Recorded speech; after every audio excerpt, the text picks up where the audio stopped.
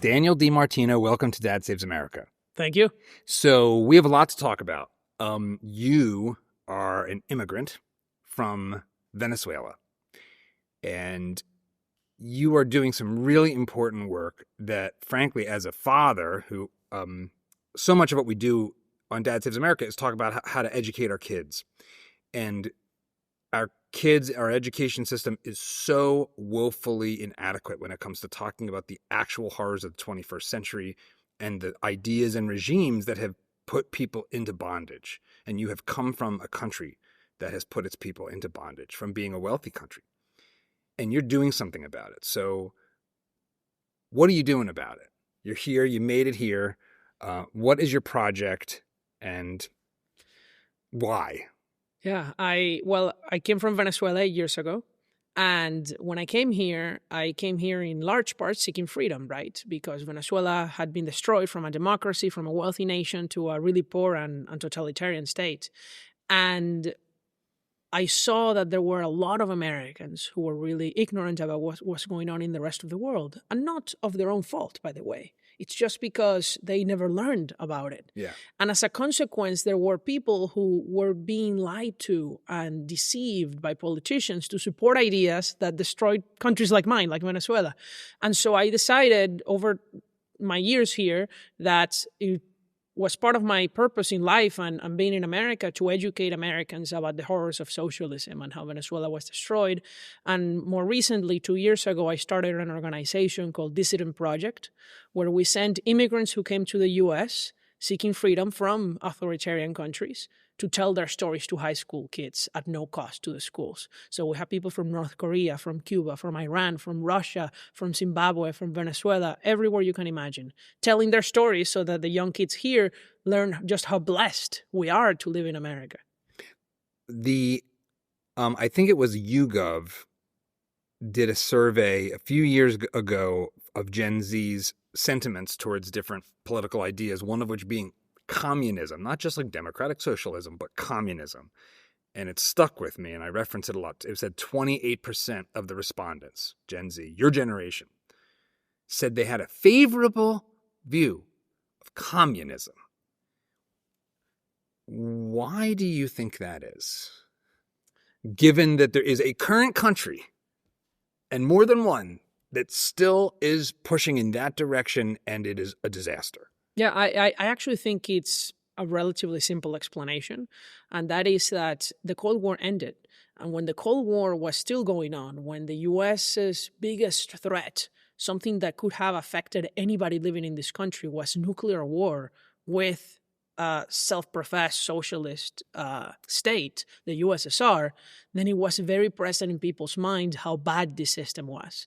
But I think that a lot of people and teachers and parents, society at large, forgot about it after the Berlin Wall fell. You know, we won the Cold War. This is over. Now it's time to think about other things. And that's when I think the really far left decided to begin using academia, the positions that they already had really in power in academia after they captured it decades ago, to indoctrinate kids that actually socialism can be done right.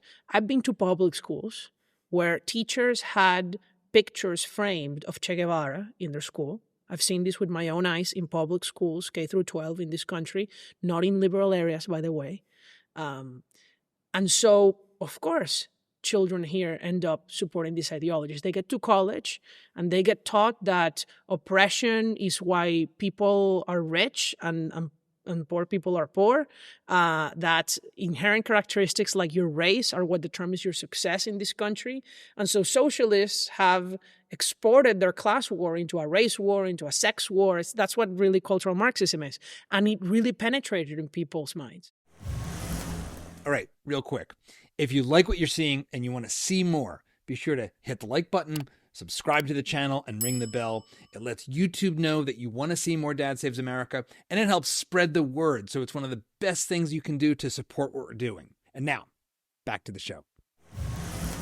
One of the things that it's important, I think, to do early in the conversation is define our terms, because I have noticed something interesting, which is there's always a semantics game that gets played when you bring these things up. you say socialism, you say communism, and the people who are closer to that side of the spectrum will immediately get into, that's not real socialism, that's state capitalism, or you get into this very fine-grained semantic argument about what is and is not the ideal that I believe, and it's never been tried, real socialism's never been tried, yada, yada, yada. So when you say these terms, socialism, communism, define them for me so that the audience understands how you understand what those mean. Yeah, I understand them as Karl Marx understood them, which is socialism is government ownership and control of the means of production. Now, obviously, communism, by the way, is the next step in which there is no government, actually. People just voluntarily share and control the means of production. That has never been achieved and that will never be achieved because you and I are not going to, give away all our income to some stranger 10,000 miles away. We will keep it for our own families and ourselves because people are self-interested, and that's not a bad thing necessarily, actually.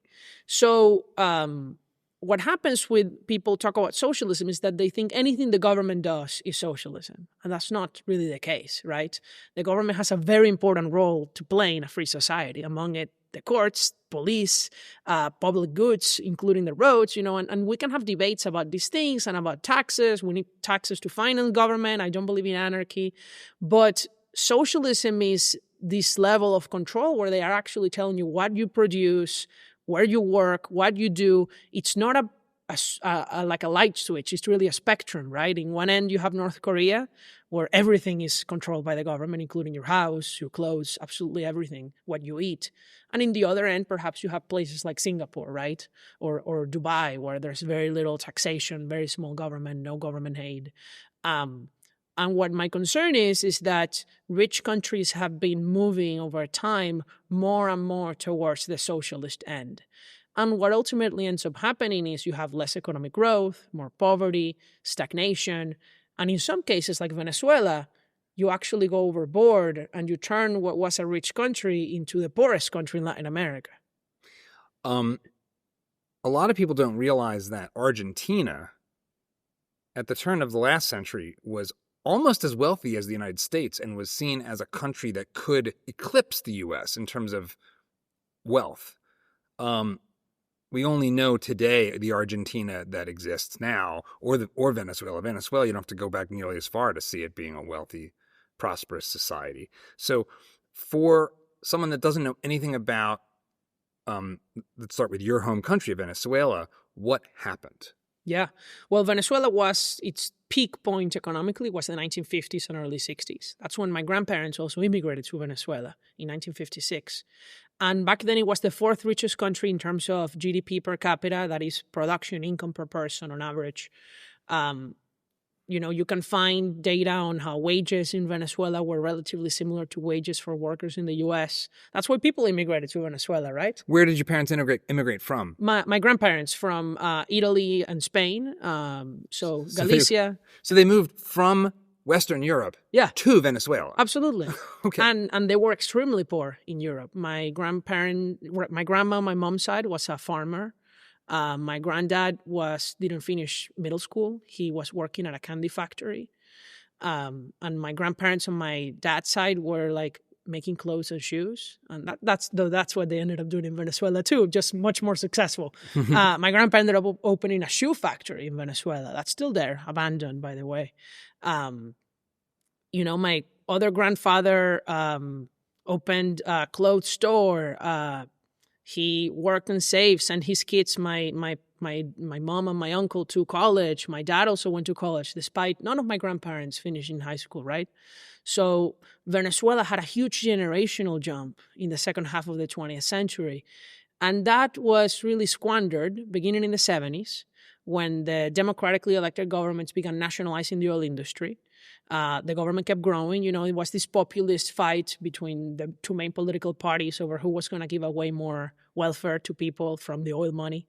Let's stop for a second and just hone in on that moment. So you've got this wealthy, successful society. That's a big transformation to have the government start taking over industries. And I know that that was something that that wasn't happening in isolation in Venezuela. But why do you understand that even happened? Because if you've got a good thing going, why would you rock the boat and make such profound changes in your society? Well, for a very simple reason. The biggest industry in Venezuela is the oil industry. Remember, Venezuela has the largest oil reserves in the country, in the world. And that means that the government was feeling like, the tax revenue from what the oil companies were producing was not enough. Why can't we just take over the whole profits of oil companies and use it to distribute things for the poor, right? That's great in the short run. But what ends up happening is the government takes it, they use the profits to give away as welfare, also for a lot of corruption, of course. But why would you invest in maintenance or capital expenditures when you can just give more money to the poor? And so eventually oil production, it starts falling and falling during the democratic period. What ends up happening is by the 90s, Venezuela's in a deep crisis. There's more inflation, banks are going bust, and the government walks back those things. There's an oil opening, private investment is allowed again, deregulation. Okay. But I think it was too late by then. Venezuela's GDP per capita had stagnated for 20 years, and it was still the richest country in Latin America. That's how far ahead we were. Colombians were still immigrating to Venezuela by the millions. And Chavez gets elected in 1998, a month before I was born, actually. And that's when he just goes full socialism. We're not just going to take over the oil industry like we had it before. We're going to take cement, banks, grocery stores. We're going to take land from the farmers. We're going to take even stores in the street, everything you can imagine. One of my best friends, his grandma had a bookstore in downtown Caracas. Chavez was walking on the street, pointed at the bookstore and took it from her, like that. So it just sounds like just straight up thuggery. Just like, oh, I like that, I'm taking it. That's exactly just like how a it was. pirate, like a pirate man. Generals of the Venezuelan army would walk into Coca-Cola facilities and drink their Coke and laugh about what they were stealing. Exactly like that.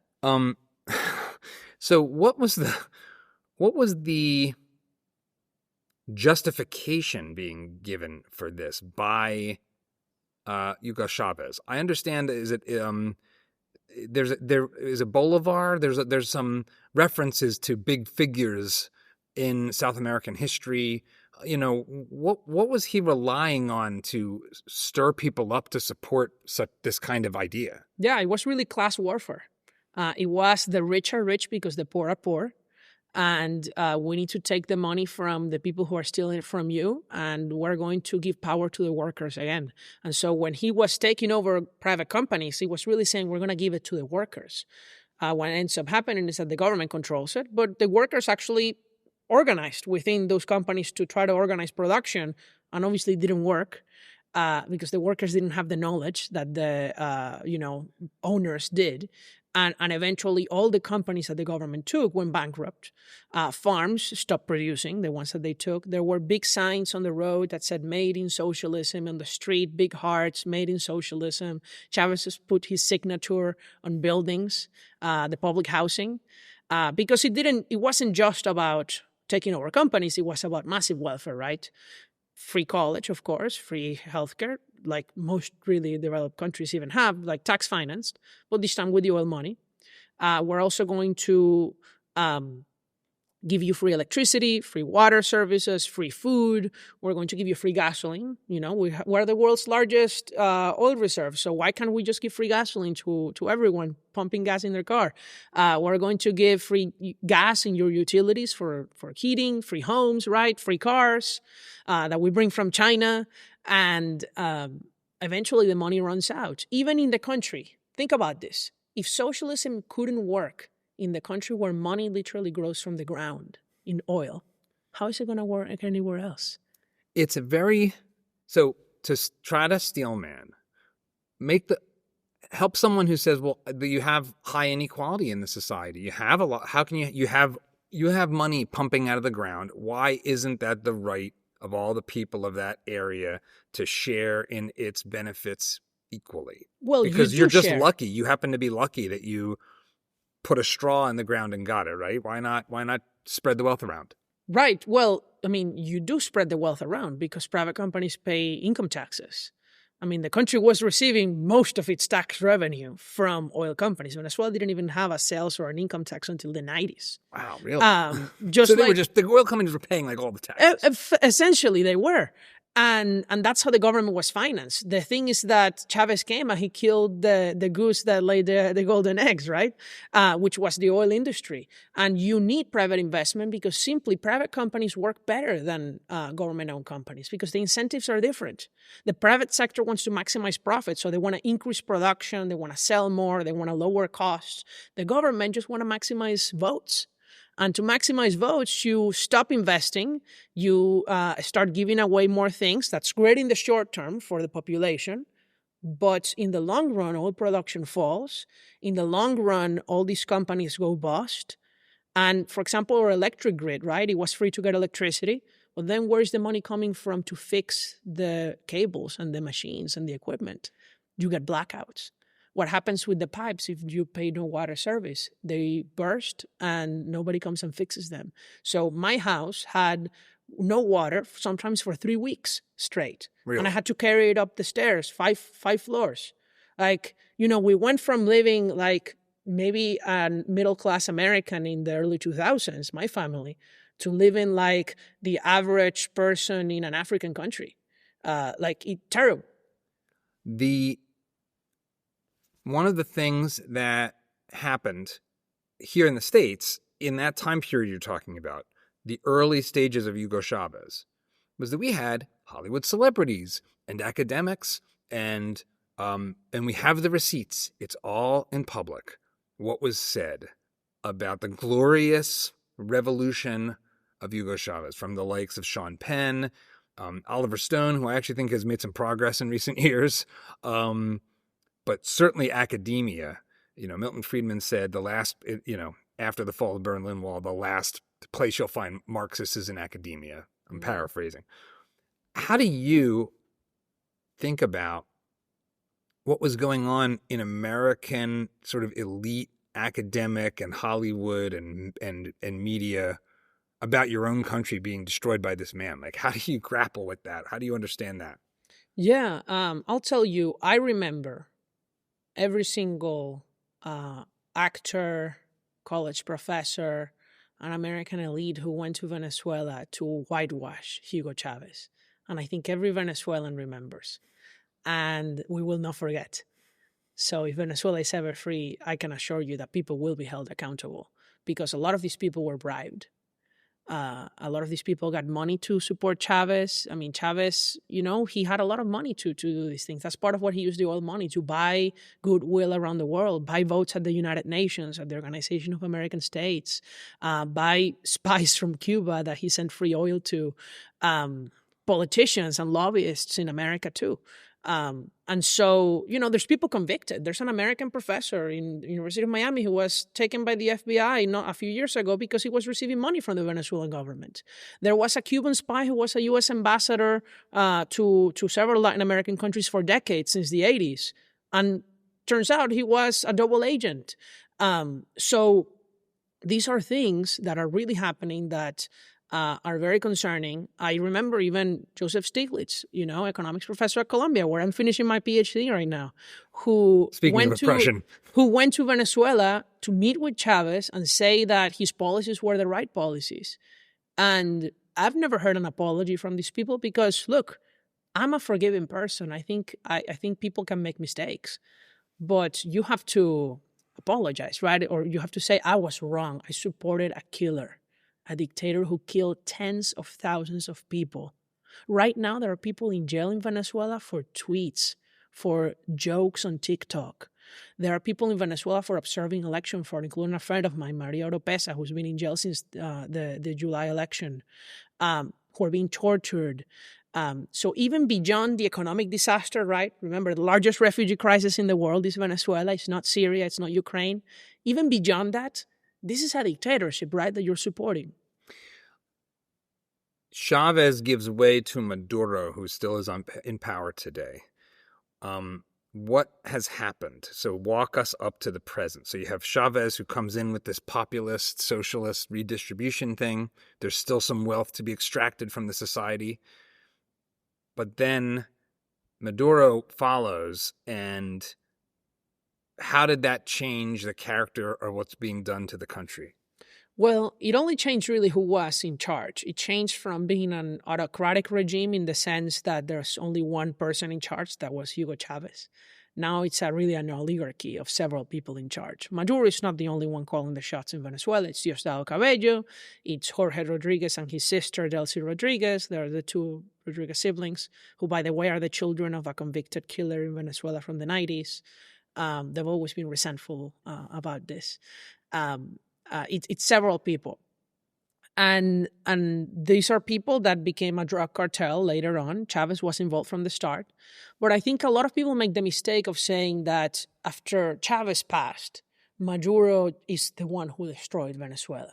Because Chavez happened to pass in the moment right around when the economy was fully collapsing. And that was just a coincidence. It was not that there was a change of policies. Chavez is the one who imposed the price controls. Chavez is the one who took over private companies. Chavez is the one who printed money from the central bank to pay for spending and ignited inflation. Maduro didn't change a thing. I remember the moment Chavez died, I was in school, and we get the news that he dies, and school is immediately dismissed. All the parents come pick up their kids because you don't know what's going to happen. We were pretty happy. I was pretty happy. Yes, because he died, but really because we hoped that the moment would be a change for the country, right? Yeah. When many other dictators have died, regimes have changed. Unfortunately, that's not what happened. I think also a lot of people underestimated Maduro. Maduro came into power sounding like a really ignorant, stupid man, right? Who confused words, who made many mistakes that seemed like he was really, one of the stupidest people in the country. Everybody mocked that he was a bus driver. It was jokes all about him. But who's really laughing now, right? He's been over 10 years in power. Soon he's going to turn more years in power than Chavez himself at the start before his death. And he's cheating in the elections. He has the control over everything in the country. So I think we underestimated him. And perhaps it was all for show, really. One of the stories that our kids are being told, especially your classmates in Columbia University, is that the real problem is colonialism and imperialism. That the reason why Venezuela got poor from being rich isn't socialism or Hugo Chávez. It's because of U.S. sanctions and the U.S. basically not allowing any of its trading partners to do business with Venezuela, and that colonialism and the shadow of Spanish rule, this has left these deep scars, not just in Venezuela, but in South America more broadly. And so really it's Western European, Anglo, capitalist elite power that is the oppressive force, and that's who we should be blaming for what's gone wrong. How do you respond to that? And do you think that's a fair characterization of the criticism? Oh, that's absolutely a fair characterization. I mean, Chavez even blamed our blackouts on iguanas eating cables and Marco Rubio hacking our electric system from Miami. That's, we all laughed about that. He's got those small hands, so he can really get in there and wire it. I'm very happy he's Secretary of State, because I think the U.S., if anything, has not done much about Latin America. What about the CIA? That's what Chavez said. Yeah, it's the CIA. There's a book. What is the book? Confessions of an Economic Hitman.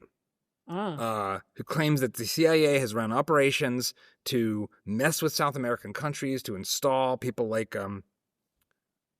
Pinochet in Chile, and that we've been messing around down there. It's our fault. I'll tell you, though, the whole thing about the coup in Chile in 1973 was just declassified because it's been a little over 50 years now. So it was all declassified, and the CIA had no idea of what was going on. It was full internal. So, really? This has been fully debunked. It was not the United States. It was internally in Chile. It's true that the U.S. was happy about it, but it's not true that the U.S. caused it to happen, which is two very different claims, right? But, going into the topic of Venezuela, yeah, they'll blame sanctions, they'll blame colonialism. But if you are going to blame sanctions and colonialism, why isn't Iran economically collapsed like Venezuela?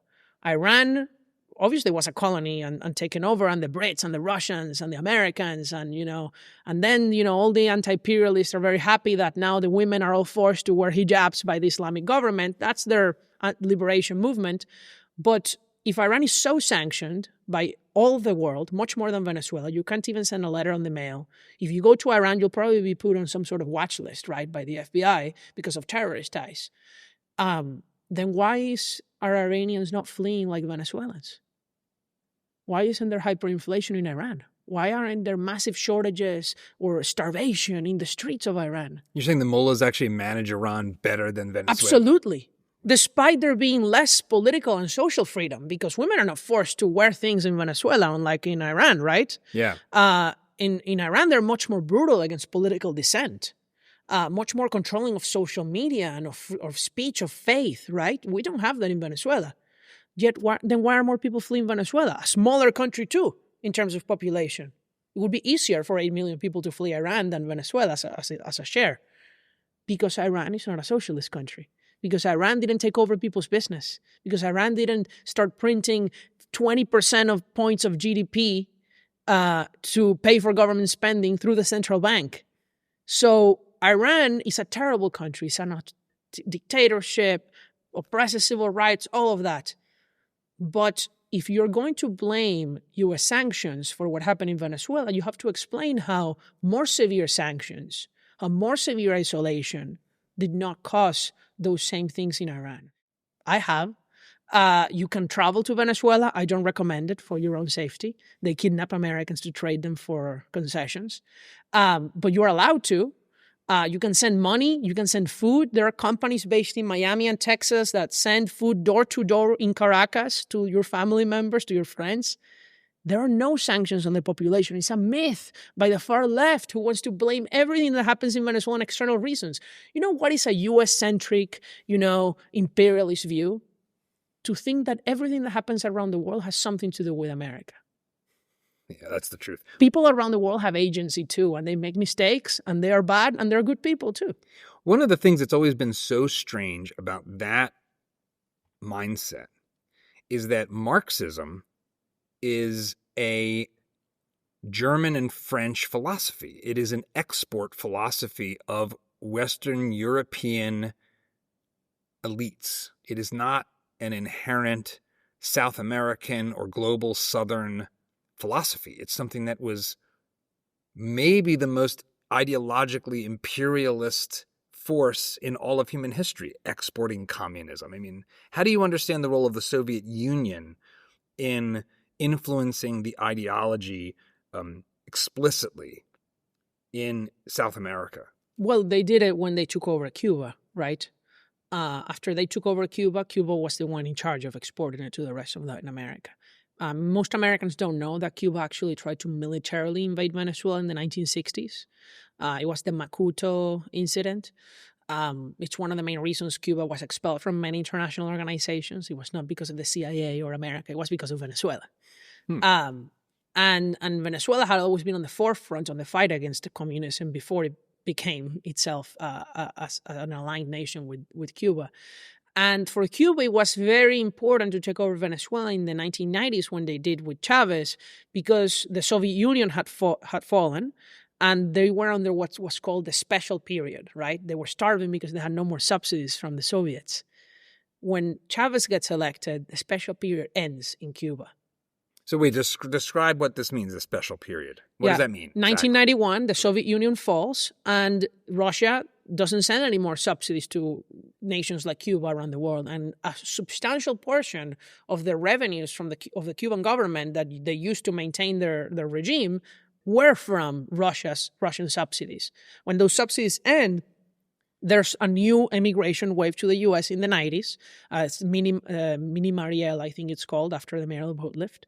What happens is people begin starving to death in Cuba, and more people leave, and there's no medicine, everything.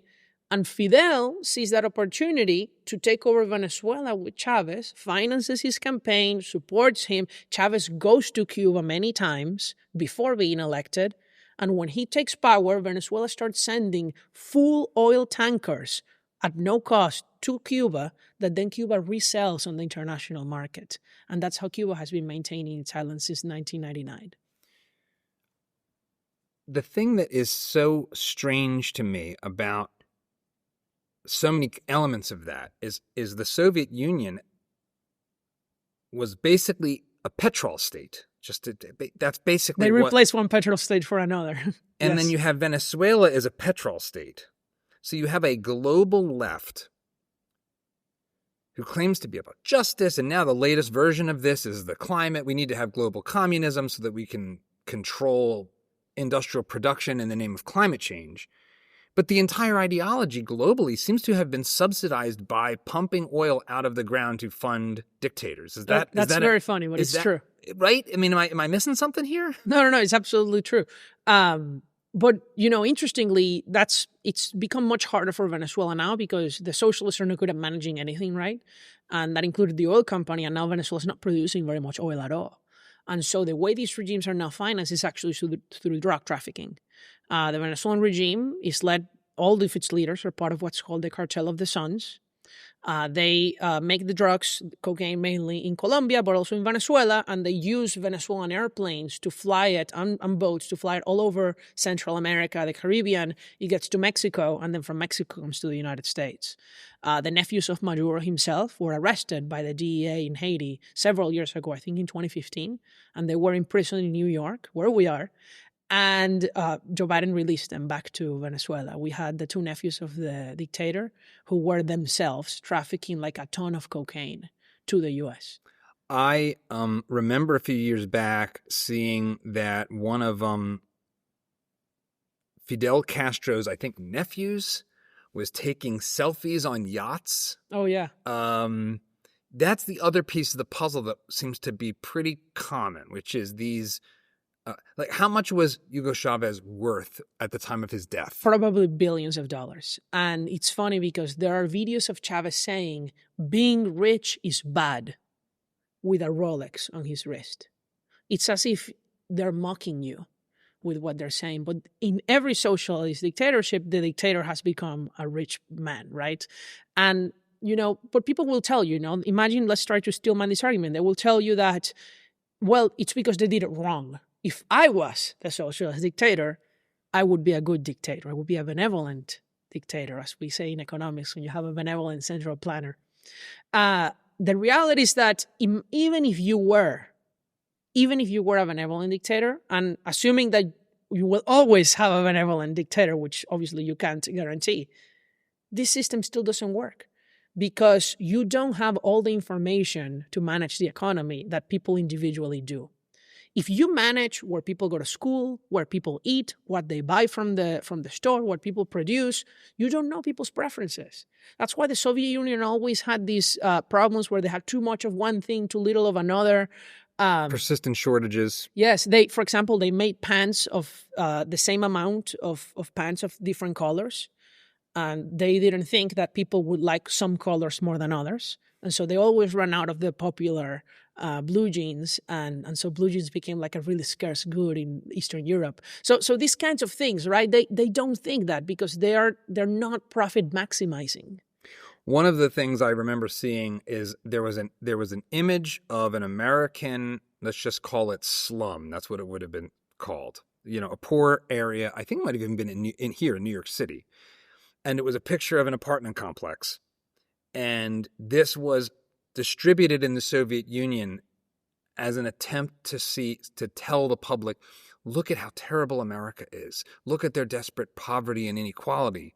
And what the propagandists didn't realize is that, but the public saw very quickly, was that when you looked inside the windows, like most of the people had televisions, their lights were on, and it caused a real problem because the actual Soviet citizens, seeing this alleged poverty, saw working poor living better than they were.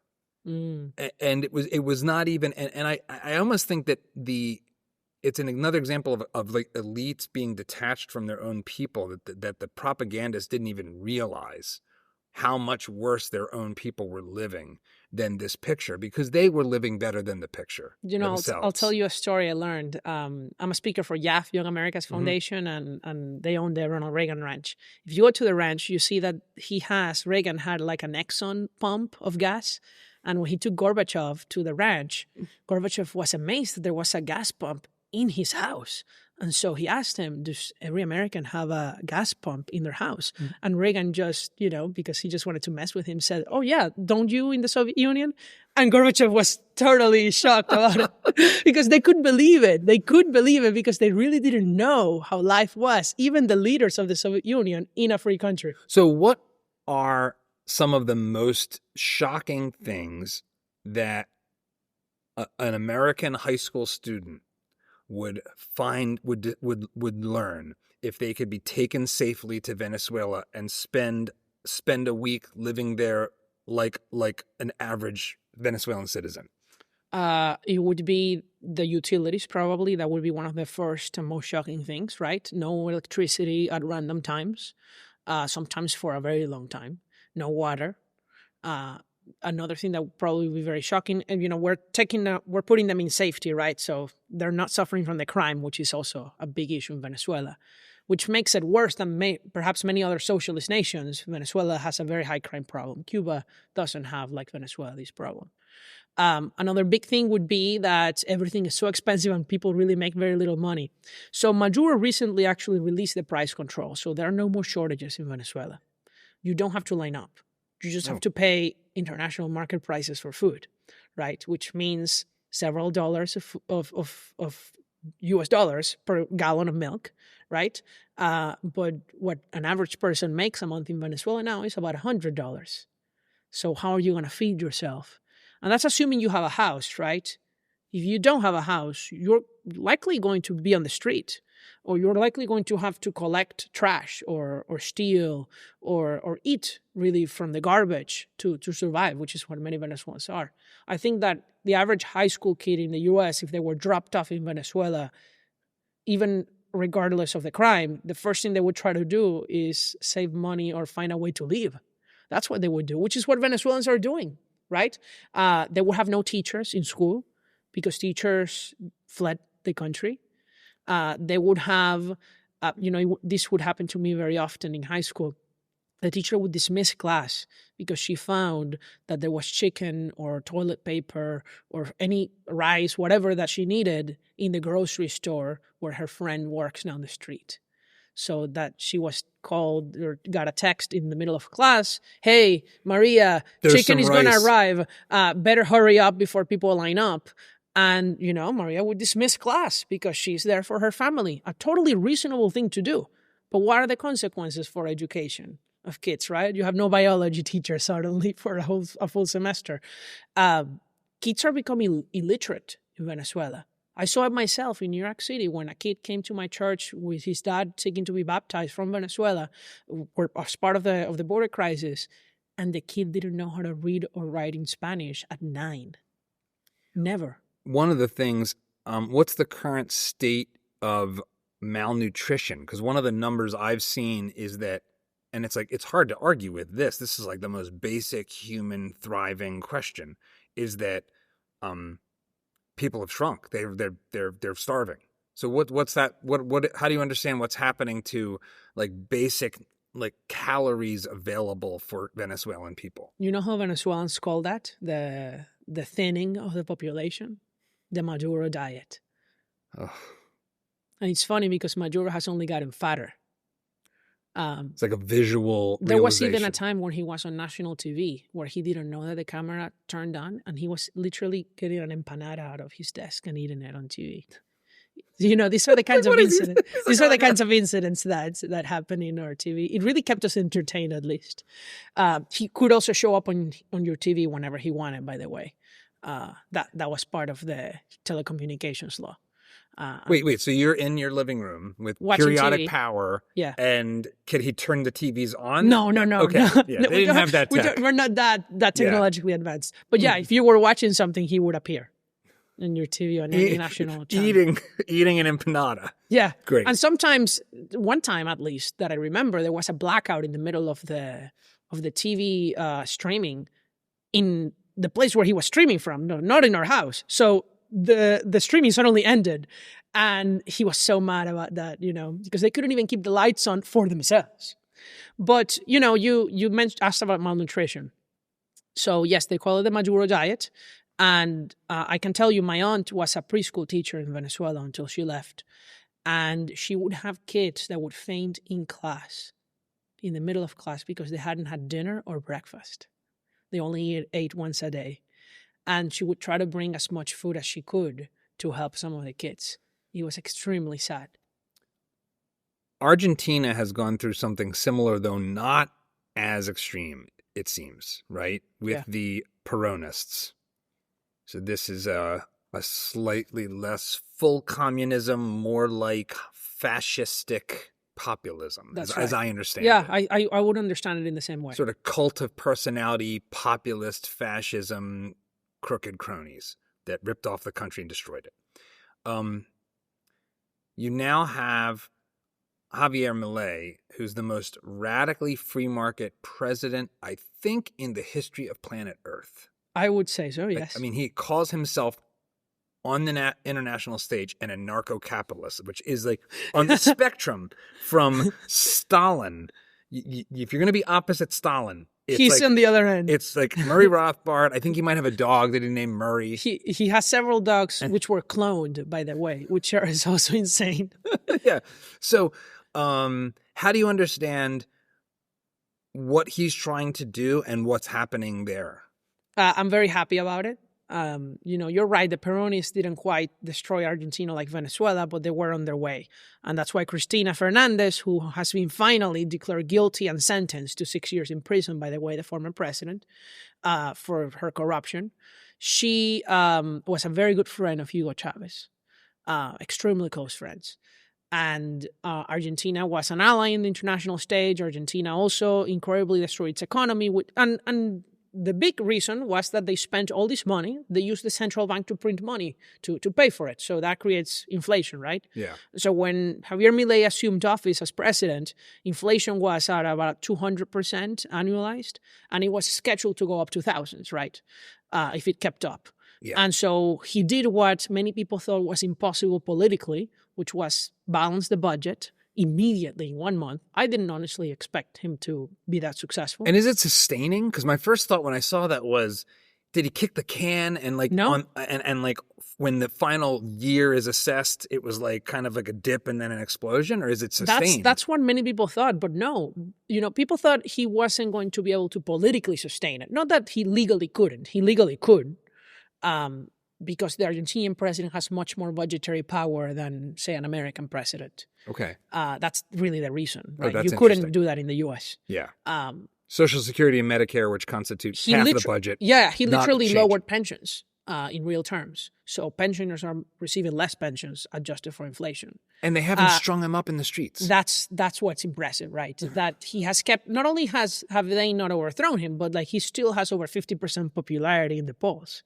Because I think Argentinians, he was able to persuade them that you needed this radical change. Remember, his inauguration speech began or ended with, "There is no money." And he just cut government spending. No transfers to the provinces, no more infrastructure spending, reduced pensions and elimination of subsidies, balancing the budget. Now inflation has fallen radically. He's begun deregulating, reducing taxes as well, especially on imports and exports. Argentina is one of the few countries in the world that taxes its exports. It's actually its main source of revenue. Interesting. Taxes on agricultural exports, soybeans especially. Now those taxes have been reduced with the goal of encouraging more exports. I think that the next step now is to eliminate fully the currency and capital controls and eventually dollarize. And I saw him explain, he was recently on the Lex Friedman podcast, and he was talking about that he took some heat from classical liberal people, weirdly, shockingly to me, that that he was actually maintaining certain controls. I think it might have been capital controls. Yes, yes. So how do you understand what happened there? Because there were things he couldn't do right away. That's right. Because it had to do with a really weird financial instrument that the central bank had issued that would have led to massive inflation if he had done it for a few months. And he thought it was too politically risky. And I agree. And, it doesn't matter anymore because it's over. Yeah. The black market exchange rate is now essentially the same as the official exchange rate. So I think at any point in the future, he will release capital controls like in a surprise announcement. Is Milei the most exciting thing happening in South America? How do you understand is he an aberration? Is he a sign of we have had enough oppression and socialist, communist, fascist rule, and we are ready to accept the transition to something that actually works? I would say so. And in part it was because Argentina didn't become a dictatorship outright, right? There were still free elections, even if they weren't really fair, but they were free. People could vote and there wasn't cheating. They were able to count their votes faster than California. Oh, absolutely. Which is like, what are we doing? And it's on paper, and there's no mail, everything's better. There's ID, it's much more secure actually. But it's true that people do get bribed to vote in Argentina by the welfare programs and by people who manage them. So that is a big problem. Yeah. In many Latin American countries and around the world, really. I think a lot of people, I would say yes, Milei is the most exciting thing happening in Latin America overall. I think a lot of people incorrectly praise Bukele as a really exciting thing in El Salvador. I think it's a mistake because even though he has obviously been very successful at reducing crime, there's a lot of other problems that Bukele brings that Milei doesn't.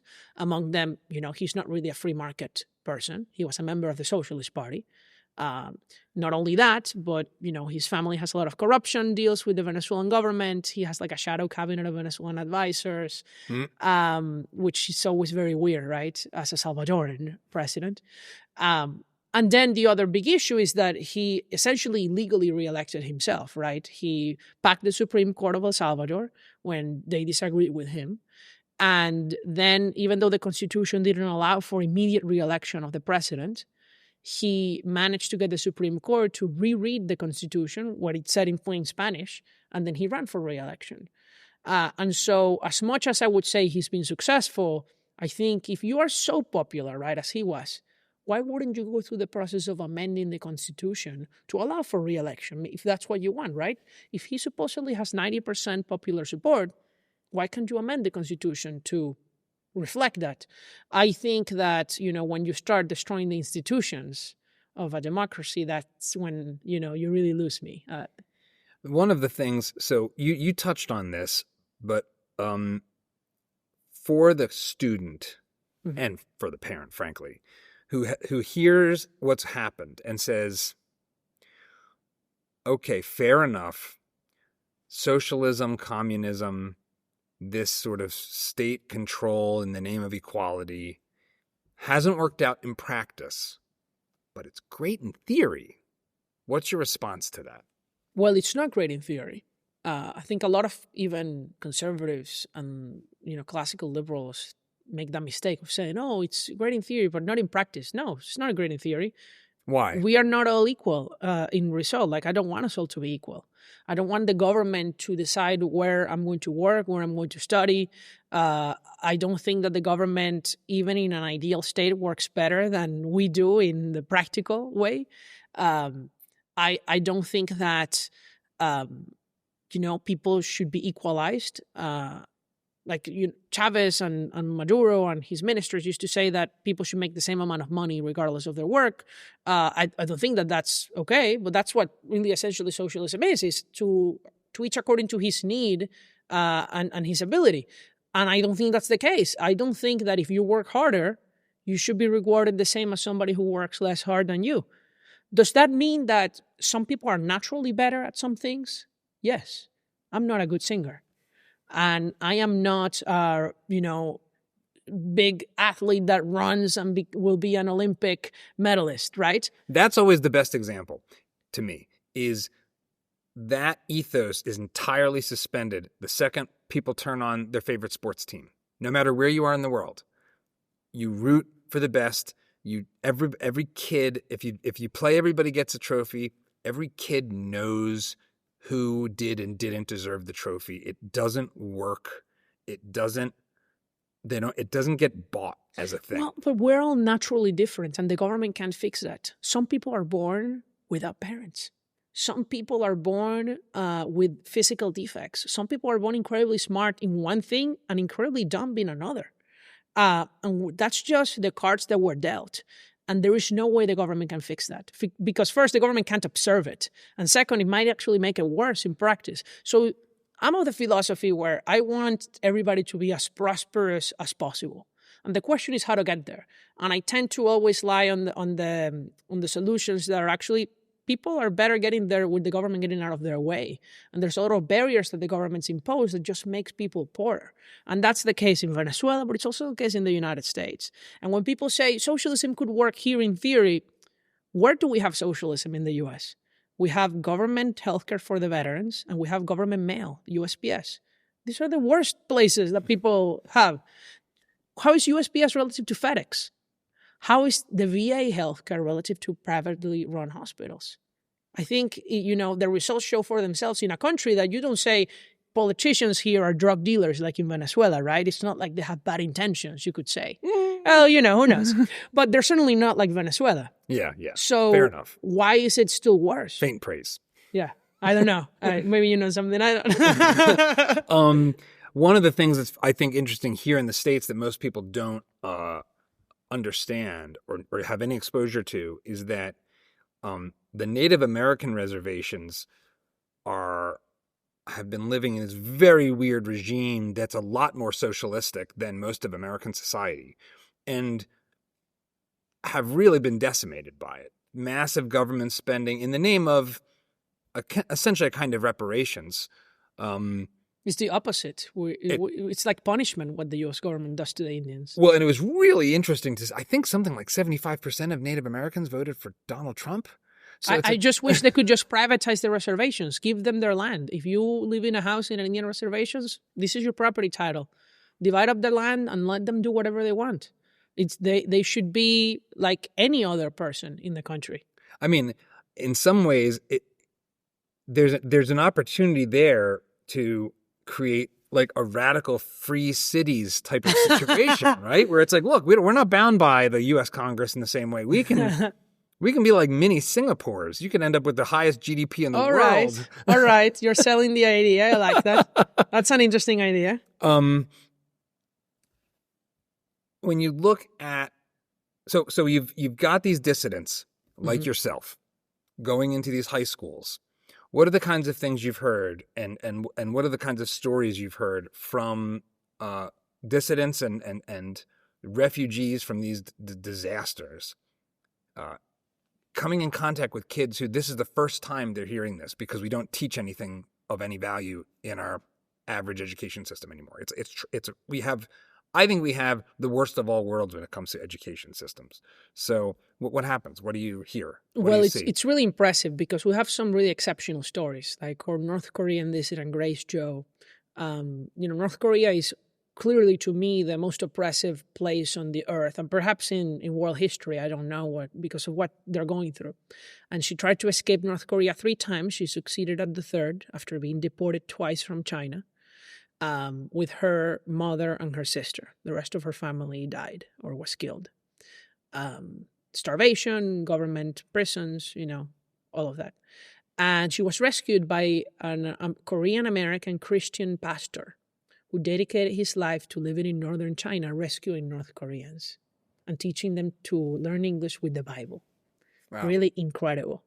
He's still alive. He lives in the U.S. now.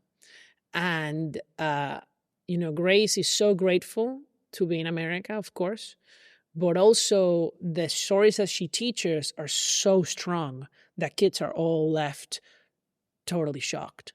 And they come out of their talk just grateful to be American and live in America. After one of my talks, I've had kids come up to me, and there are now kids from Venezuela in the audience, right? Because there's so many Venezuelans in the U.S. Yeah. And I've had like a girl come to me and say that her aunt died because there was no medicine, and they cry. and that they've been through a lot. And so many kids are so happy. Like they'll tell me like stories about their family. Like a kid tells me, "Oh, my brother serves in the army. We're so proud to serve our country." And these are the kinds of things that we want kids in this country to feel, right? So they come with two things. One, they learn about the rest of the world. They learn about the political systems and the economic systems, and then they also are inspired. Because these dissidents that we send to their schools have inspiring stories. We have another one who escaped Eritrea. Eritrea is also dubbed the North Korea of Africa. Okay. It's in the Horn of Africa next to Ethiopia and Sudan. It's illegal to leave. Everybody's conscripted to the military. Everything's government owned. And he said, I didn't know what choice was until I came to America. And he's incredibly successful. I met him at a PhD student conference. So imagine what he's doing now. So these are the things that I think, it's also part of why I think immigration is so important, because it's not just about the economics, even though that's what I study, but it's also about this civic and social aspect. Americans get exposed to things that I think keep America free with immigrants from totalitarian countries, right? Think about the Cubans, about the Venezuelans, about the North Koreans, the Russians, the people from the former Soviet Union and Eastern Europe. They are the people who are most supportive of freedom.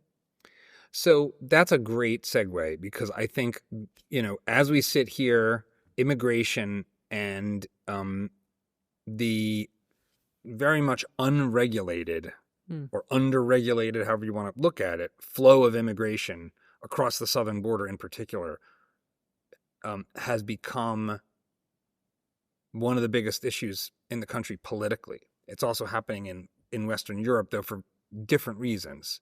Muslim immigration and wars in Syria and all kinds of other stuff. But the ideology at play in Western Europe and, frankly, on the left in America has been the same, which is something like some mix of nefarious vote scheming and benign neglect plus wishful thinking. There's some trifecta of confusion to malevolence going on. How do you understand what's gone wrong as an immigrant yourself? What's gone wrong with immigration in this country, and what would be a better way to understand it?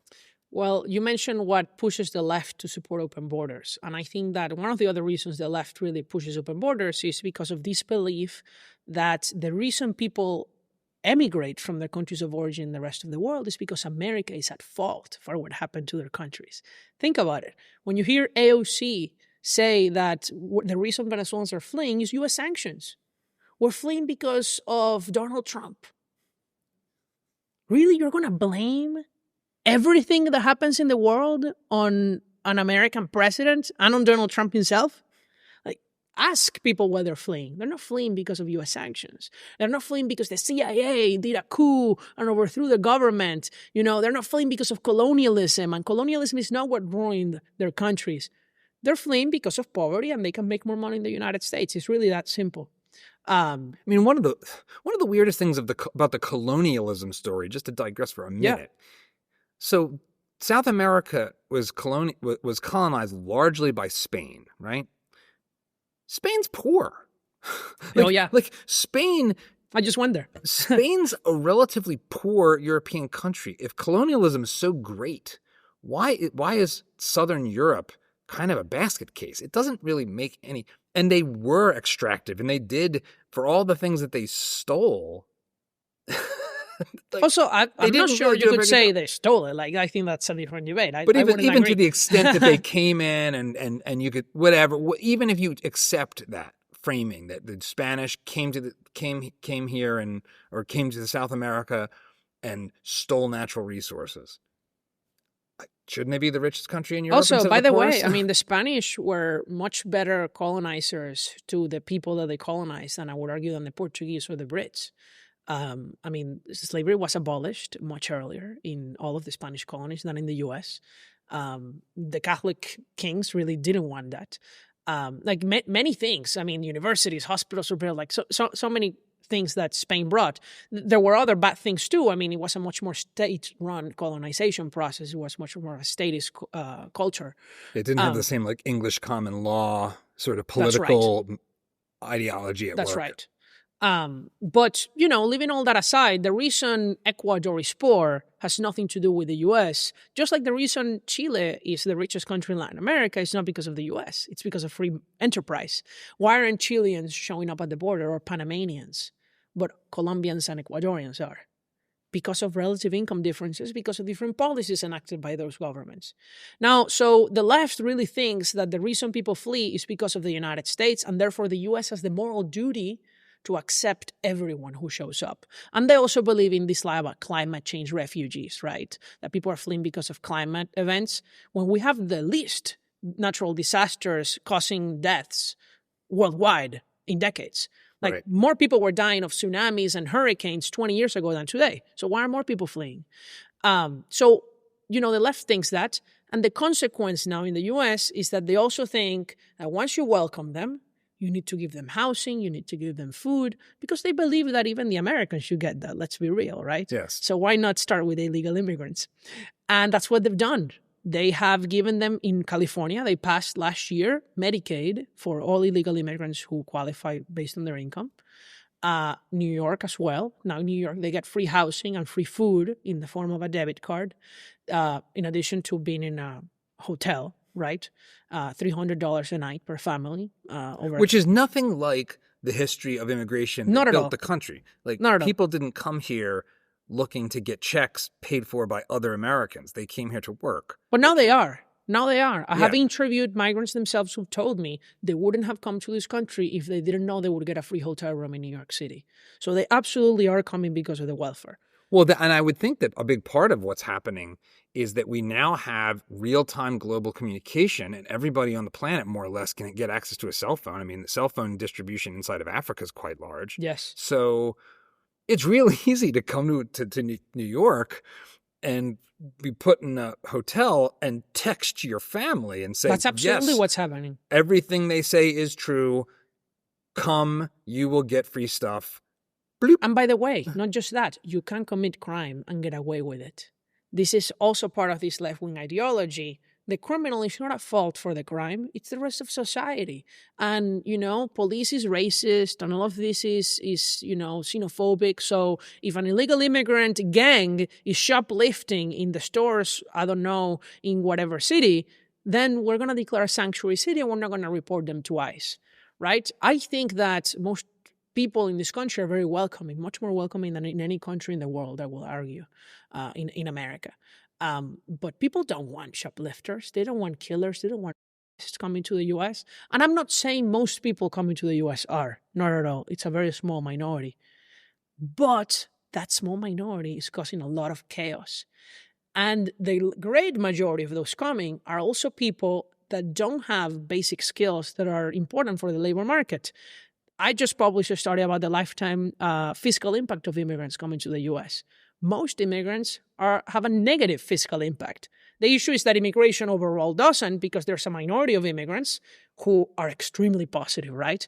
The Elon Musks, the people who come here for college, the people who work in the tech companies, right? They pay even up to $1 million more in taxes than in government benefits over their lives. But you have many people who come in here old, high school dropouts, illiterate, who don't speak English, right? Or is illiterate even in their own language. These people, I'm not saying they're not deserving. That's not really the question at hand. But these are people who are going to receive more government benefits than they're going to pay into the system. And that means there is a limit to how many the U.S. can admit. The question is how many and who. I'm going to raise something that I have heard about. I interviewed Garrett Jones about his take on immigration. He's a free market guy. He's a classical liberal. But he points something out that's very uncomfortable. And that is that IQs in the global south are lower than the global north. Sure. IQ is like this third rail that you're not supposed to talk about. It's really just a scoring system. You could use the SAT or whichever test. Yeah. But the cognitive capabilities in the global south, that includes South America, Africa is the lowest. South America is higher than Africa, but still lower than the north.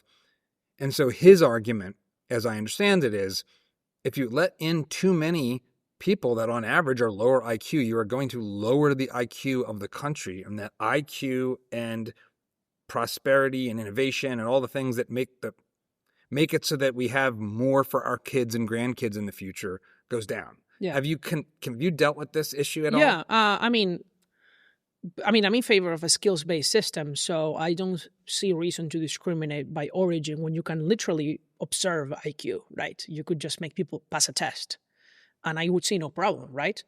In fact, everyone who comes as an international student needs to get a minimum score on the TOEFL to come, or minimum English proficiency. So why couldn't you do a test? I don't like the origin part. And also because, that's an interesting question. Whether you let a lot of people who on average have lower IQ, would that lower the IQ of the population in the long run? Well, it depends on the reason they have a lower IQ. Is it because of malnutrition, such that if their children born here with good nutrition have normal IQ? Then no. Is it because of lack of education? I think it depends on the reason. One of the things, because I was talking to Brian Kaplan about this, and he said, and again, these studies are all limited, but that adopted children, if they're adopted at very early ages or at birth, they don't have the IQ disadvantage. So it does seem like the IQ issue is some mix of nutrition, opportunity, and education. But even if it wasn't, because there's a very good reason why it wouldn't be, naturally, even if they were under the same conditions, because the really smart people over the long run have migrated out of poor countries. So over time, their populations should become less smart just by inheritability. So you have migrant idiocracy taking place to some extent. But that's what the U.S. should exploit. That should be the goal of the U.S. The U.S.'s goal should be to brain drain the rest of the world. And that doesn't require discriminating by country or race or I don't know, height. It requires discriminating by skills, by, do you speak English? Are you smart? Do you have a job offer in the United States that is highly paid? And if you do that, then if the U.S. has all the smart people in the world, we also have all the smart children, by the way, the rest of the world cannot compete with America in innovation and therefore in military power. So on the spectrum between our immigration system should look something like pre-1924 United States and build a wall, nobody comes in unless you have 120 IQ. Or maybe not at all. I think maybe Stephen Miller might not want anybody. But that might be misrepresenting him. So to be fair, maybe he's got more nuance. But his rhetoric sometimes sounds that way. Where do you fall? How do you articulate what you think would be think about the ideal system? Think about the difference here, though. The difference is the conditions in Ellis Island time were very different from today in that the cost of travel was much higher. Therefore, the barrier of entry was high. Yes. So even though the U.S. had open borders, right, to Europeans, not to Asians, since the late 19th century. Yeah, the Asian Exclusion Act. That's right. It also had open borders with Latin America. The cost of coming to the US was so high that only the really highly paid people could make it. It's a myth. Is that fair? Is that true? Because my lineage is Southern Italians, which were overwhelmingly poor, who came to. But think about this. I've been to Ellis Island, I bet you have too. Check through the records. People declare how much cash they had. And some people said, they brought $50. Adjust that for inflation and see what the average person made in that time. Oh, interesting. It's thousands. Who had thousands in that time? It's actually much more. Check out the price of a ticket, how much it took them to save relative to the rest of the population. There was a lot of health selection, and there were a lot of health problems in that time, and people with any common illness was not allowed in. So there was actually a lot of positive selection. Not just that, because there was no welfare entitlement system, either state, local, but only privately run. The people who did not succeed in America, those immigrants, they went back. Yeah, I think half of Italians went back. So the people who were not successful, who were probably on average less smart, went back. And so the U.S. only kept the best immigrants. That's not what happens today. And so essentially you have to replace the natural selection that, kind of unfair, if you want to call it that, social Darwinism, with legal selection. And you can do that. You can do that. The U.S. already has an employment-based system that I think should be much more generous. It's very restricted. But the U.S. also has an extremely generous, too much family-based immigration system that brings people not based on their skills, but people who are likely going to be a net burden on society. And then you have an open border that brings even more people that are unvetted, the crime, that get welfare from the states. And I think that's why if you tell me between open borders and like closed borders, I'm much closer to the control one, as long as it's by skills, right? There's the argument from people like Brian Kaplan, who before we got started we both know personally, and Alex Narasta, and I actually separately on our other YouTube channel, Radical Discourse, we released this rap battle. I watched it. Yes. Yeah, that makes the arguments for both sides. Their arguments include that things like that if you look at the available crime data, even illegal immigrants don't commit as many crimes as native-born Americans. So, we're kind of in a violent society, relatively speaking. That's true. The U.S. is relatively violent. Yes. Which is, it just is. I don't know if that's because of our diversity, but our cowboy heritage, I don't know. Or policing, that it hasn't been effective enough. Could be for sure, especially recently. But that they make a lot of arguments, a lot of which are data-driven, to say that the concerns about even illegal, unvetted, low-skill immigration are overblown. But why can't you just then deport the criminals? Like, yes, I agree, the crime rate is lower. We could make it lower by just deporting the criminals. So why are they making a big deal out of this? You know what I mean? Yeah, that's a great point. Why is this just happened recently? But an illegal immigrant from a gang from Venezuela went into the house of a public prosecutor in New York City, in her house, and robbed her, and then was released. And it's a sanctuary city. It's not being deported. So sure, illegal immigrants on average commit less crime than the native-born in the U.S. That's true. Why can't it be lower simply by deporting the criminals? Or vetting them. Have you seen the pictures of some of the people who come through the border? There's this woman, also Venezuelan. You know what's her nickname? La Barbie, the Barbie. Like, is it Barbie doll? Full tattoos, all her face. You have to see her. Turns out, no surprise, she was a child worker. You only had to see her to know that this was not a good person, okay? And I know I'm discriminating by looks, but sometimes you need to have some common sense. Yeah. The full face tattoos. You're not doing yourself any favors. Yeah. Her facial expression. I mean, What crowd are you in where you are gaining status by covering your face with more tattoos? It's a reasonable question to ask. Oh, but no, it's discrimination to discriminate. You do this on the street every single day. Like if you saw somebody with full face tattoos who was walking in a weird way, approaching you, you would blink twice. You will look at that. And I think that's happening a lot in the border. And that's a very small number of people. But a big impact. It's a big impact. The Border Patrol is overwhelmed. They're not really vetting people well. There's another issue with children coming in by themselves. That's very hard to deal with. And, I think there's just a lack of common sense in immigration policy in America today. Are you optimistic for reasonable, positive change to happen under this second Trump administration? Where do you stand on that? I'm optimistic that the border will be secured. First, it will certainly happen in the first few months because just of the scared effect from Trump's rhetoric. And that's an understated, really, impact. A lot of it is about just the feelings. What do you mean by that exactly? You mean the feelings of people who are considering coming? Yes, absolutely. They think that it's going to be tougher with Trump. And just that psychological impact will have a short-term effect. It happened when he first came into office in January 2017. It's measurable. I met Mike Pompeo at an event, and I actually liked him a lot on an interpersonal level. I'm not a neocon, so I don't know that I agree with him on a bunch of stuff. But he was talking about similar things, that a lot of the changes that took place very quickly in the Biden administration were this kind of information. Very fast moving. Oh, we can do this now. And that it was the exact opposite when Trump came in just because of his rhetoric and the people he put in charge. Yes. Even before any like mechanical procedural change took place. And I also think, the key to securing the border is that people today know that if they cross the border illegally, they can claim asylum and be released, right? Because that's what's under the law happens. If there's no detention space, then you have to be released. This was the stay in Mexico, right? Right. Trump had the remain in Mexico policy. I don't think that, maybe he will be able to bring it back. I'm not sure.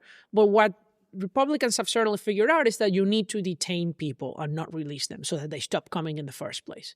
And that's why likely he's going to declare a national emergency, try to use the military to detain people in some facilities. And, I don't think any of this should be done in any humane way. And that's what obviously will concern me. But, Australia does this when people cross illegally into Australia. And people think it's an island. Nobody crosses illegally. Australia's in front of Indonesia. You know how many people live in Indonesia? Over 200 million. And they're very poor. They can cross very easily on boats to Australia. Why don't they? Why don't they? Because you get sent to, I think, Christmas Island or to Nauru, Palau, in some part of the Pacific, where you get processed there until your asylum claim is vetted. And then if you're approved, you go to Australia. And if not, you're deported. And that's what it should be like.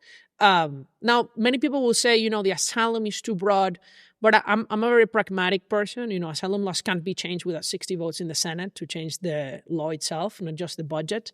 So that's just not going to happen. You are an immigrant. You are from South America. You are a young man, which means you are part of a confusing cohort. Doing a PhD, I think that puts my crime rate on average lower. No, but what I was going to say is you're in a cohort that prior to election day, I don't think most Americans, if you just ask them, where do you think young male Latin American voters are going to be? I don't think they were expecting the majority, which is what it turned out, would vote for Trump. Why do you think that is? Why do you think a majority young men, especially, young men, but also Hispanics, but the term Hispanic is so hilariously ridiculous. Spanish, but you know what I mean. Yes. But why? Well, so what's your take on the shifting politics of our country as it's become more? And I moved from the Northeast to Texas, so I live in Texas now? Yeah, I live in Austin. And so I have a way more, Latin and especially Mexican, like, set of friends and exposure to the culture. And so, I think that I can kind of see it in a slightly different way. But how do you understand what's happened politically in response to immigration and to Trump more broadly? Well, I would say, you can see it a lot in gyms. I lift. That's like my main social activity, or like outside of my job. So you're a right-wing gym bro. Exactly. But there's absolutely a surge in that. And even in colleges, they're extremely liberal. The men, especially who work out or who are active, in social activities, in whatever. That's why, the whole thing with fraternities, right? Are absolutely becoming much more conservative. And I think part of it is a demonization of men by the left, right? Mm-hmm. The left asked people to vote for them because of the women. Think about the Kamala Harris ads. Yeah. Vote for me because of the women in your life. They're not actually promising to improve men's lives. And men are falling behind in the United States. They're going less to college. They're earning less. 60-40 female male in college graduation. And they're earning less as a result. Soon, the whole discussion of the wage gap is going to disappear because the leftists are not going to talk about the real wage gap, which is going to be that women are going to earn more on average than men. That's going to happen in like a decade, perhaps. It might already be the case because a lot of the stats there are kind of bunk to begin with. If you normalize for hours worked and stuff, it mostly goes away. But the average with that normalization is going to flip. And they're not going to like it because then who's going to be the oppressed, right? I don't think either are oppressed. That's not the reason. But there's a lot of things happening with drugs, right? Drug addiction, with health. There's a lot of things happening with just the rhetoric that I think the left lost young men. It's not that the right won them over. This is an election that I think the Democrats lost more than Trump won. if they hadn't caused the massive inflation, which they could have done simply by not passing the spending bills they did. If Biden had just sat down in his desk, not done anything in 4 years, he would have been able to run and win. Absolutely. Because you wouldn't have inflation, you would have had perhaps a smaller border crisis. Perhaps if he hadn't just withdrawn from Afghanistan, he had just, I'm going to delay it. No disaster. People maybe would have been mad about that, but less mad than about what actually happened. He would have won. There's two things, and I think they're related, that I want to raise with you. So one is, there is an aspect of our discourse and of like Trump's style that is a little reminiscent, and I voted for Trump. So I somewhat gleefully, to be perfectly honest, even though I disagree with him on a lot of stuff, and I talk about where I disagree all the time on the show. But one of the things that I both like and also worries me is some of the way he talks is a little South American machismo. Do you know what I'm saying? There's a little bit of like a strongman vibe that has entered into our politics. And I, J.D. Vance was asked in this interview with the New York Times in 2016. I'm going to paraphrase, but it's illustrative of what I'm trying to get at. He was asked in 2016. You were calling him like potentially America's Hitler. He said all these things that were pretty bombastic. And now pretty crazy, in my opinion. but now, comparing, every Republican's been compared to Hitler since Truman. So not Truman. Truman did it. So that's sort of unremarkable in one sense. But okay, now he's the vice president, but he was the running mate at the time. It's like, so what happened? How do you go from this guy's neo-fascist to I'm with him? And the way he put it was his rhetoric in 2016 seemed out of bounds, not statesmanly enough, not appropriate, taking our politics in a bad direction. But I thought our country was in better shape than it is.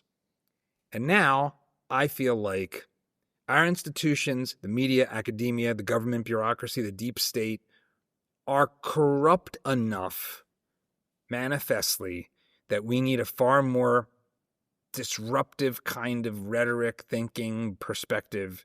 And I actually think that not only is he not dangerous, but his style is maybe even useful or even correct. So that's a long-winded way to set the table. How do you think about having come from a populist country with strongman populist rhetoric, boisterous, Bolsonaro in Brazil had a similar kind of... I think Bolsonaro was a great president of Brazil.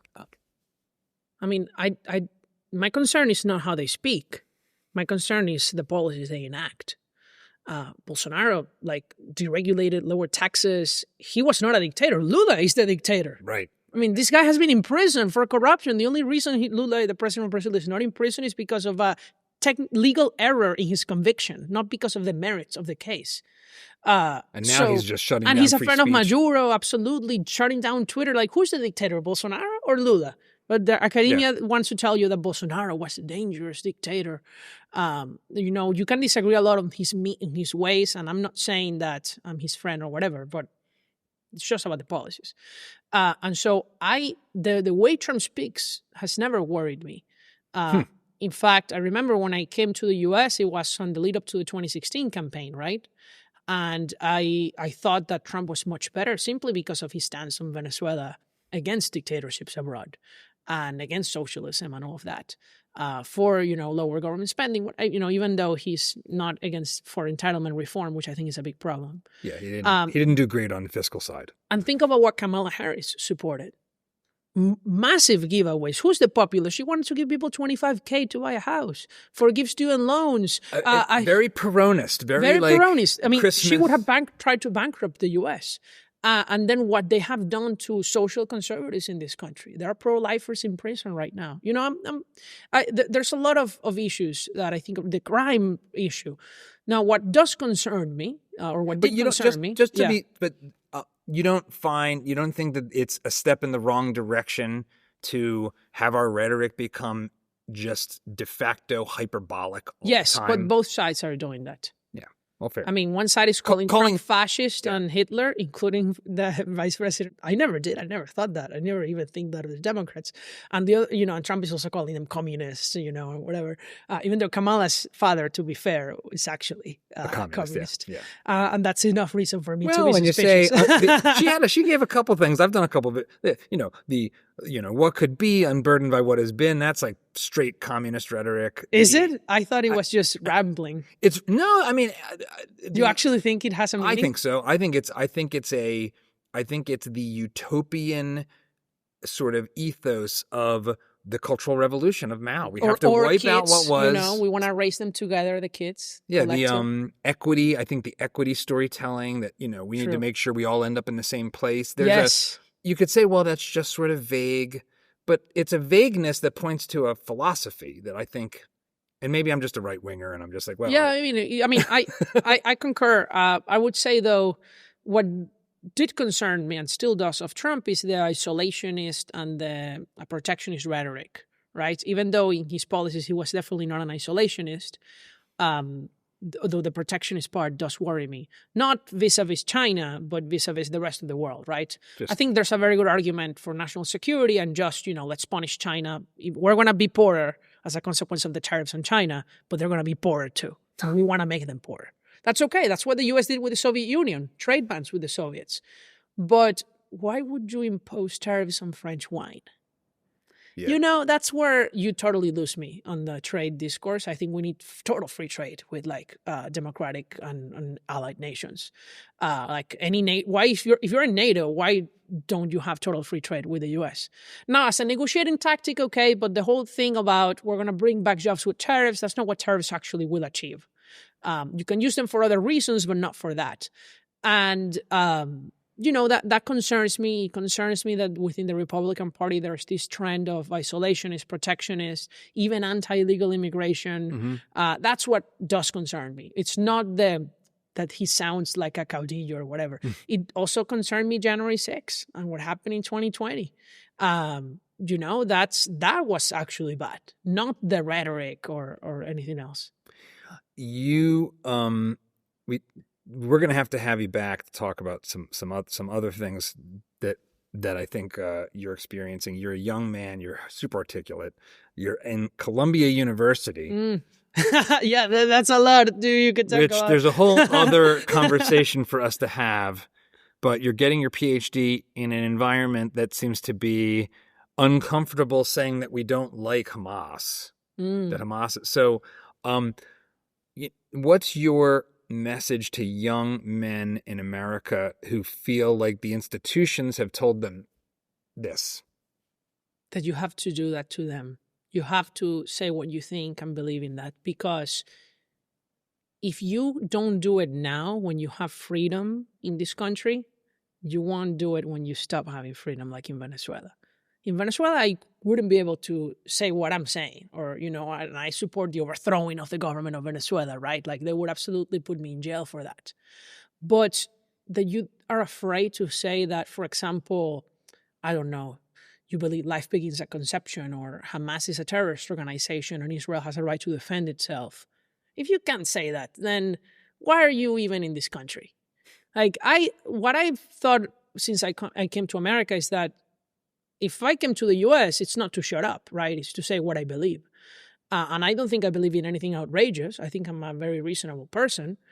But if somebody does, well, that's life. And what are you going to do? Put me a lower grade? That's really what you're sacrificing if you're a college student in America? Be brave. Do it. And do it publicly. It's harder for there to be punishment against you if it's public. Right?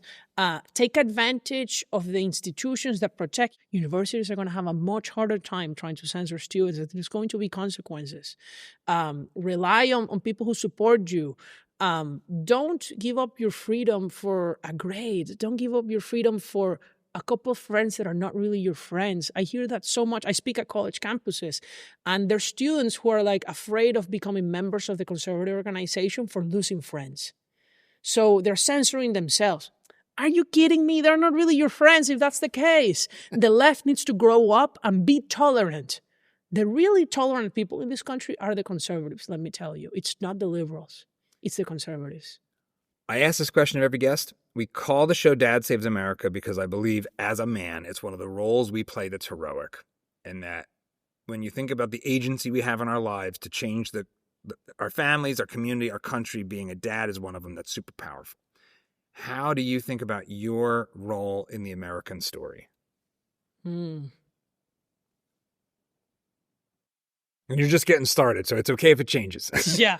Well, I think that one of my purposes in life that I think God guided me to was to use my story and to use the story of Venezuela for a good purpose. I always wondered, and I think a lot of Venezuelans do today, and probably a lot of people from terrible places, why did this happen to us? Right? Why did God allow this to happen, or family to be separated, or country to be destroyed? We didn't want to leave. I would have been very happy staying there my whole life. And I think it's an example for the world. This is what not to do. Stop it from happening. And so my mission is to keep America and the world free and prosperous. And my means is telling my story. Daniel, thanks for being on Dad Saves America. It's been a real pleasure. Thank you, John.